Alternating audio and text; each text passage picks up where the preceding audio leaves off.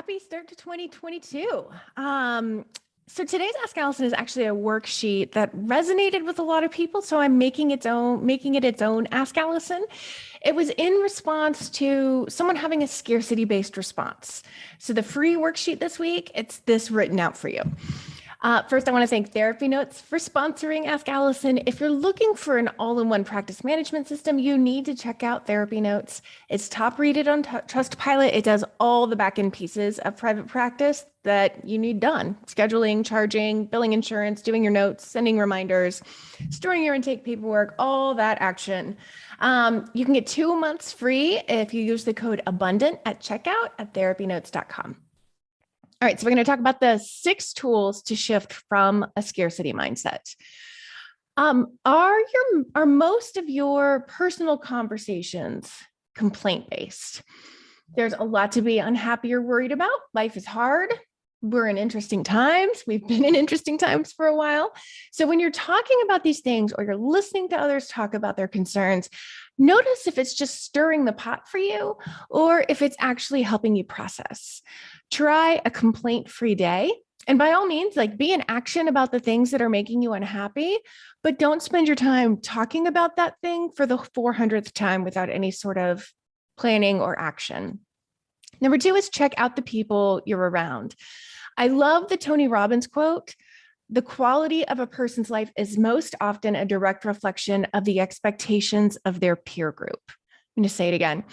The quality of a person's life is most often a direct reflection of the expectations of their peer group. And this can really work for us or against us. Are your peers, your parents, coworkers, people who expect you to achieve your goals? Are they people who subtly or not so subtly hold you accountable for doing what you say you're going to do? Are they people who are doing what they want with their life when they can? Or are they complaining about their lives without making any effort to get where they want to go? So if you have naysayers in your life, they're maybe telling you your practice isn't going to work, or that you're a fool for giving up the security of a paycheck. I'm guessing that they aren't living the kind of life you want for yourself, nor are they living the kind of life that they want, maybe. Number 3, own what you have power over, accept what you don't. I don't know if the serenity prayer is overused, but grant me the serenity to accept the things I cannot change and the courage to change the things I can and the wisdom to know the difference. I'm going to go with no, since it's something so few of us are actually good at.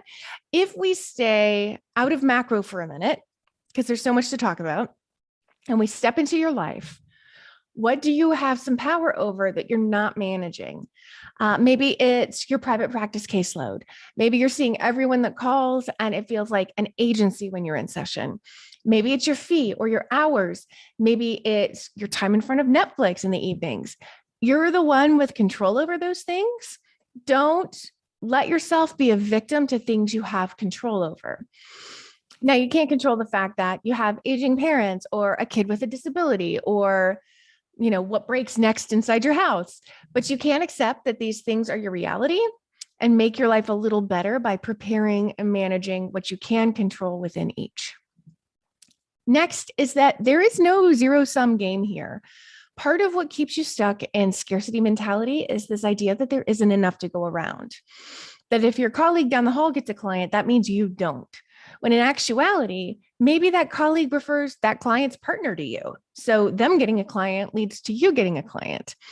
I named this company Abundance Practice Building, which in retrospect is entirely too many letters, because I'm really clear that there are way too many clients for us therapists to manage.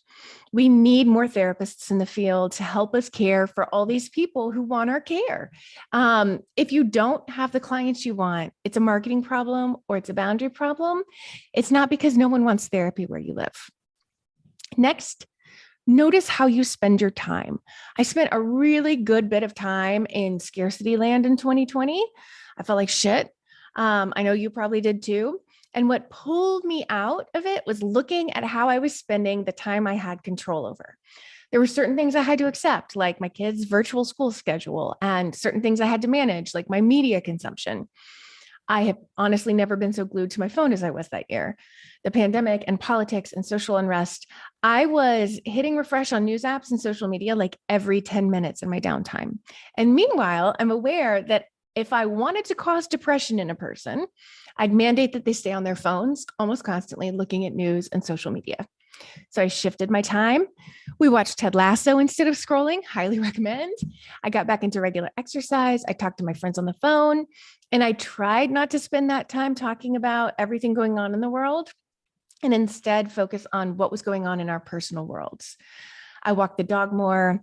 I kept my phone in another room while I was playing with my kids, and I was outside more.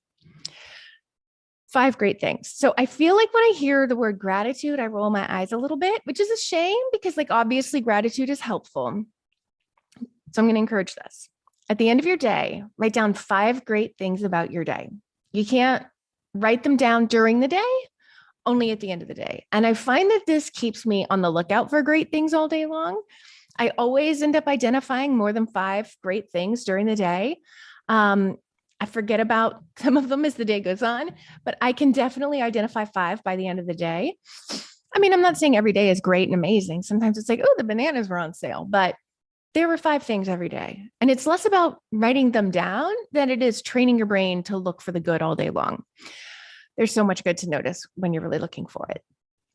So that's the worksheet that I'm now narrating. If you guys want this to print out, go on over to our free worksheets. I'll link that.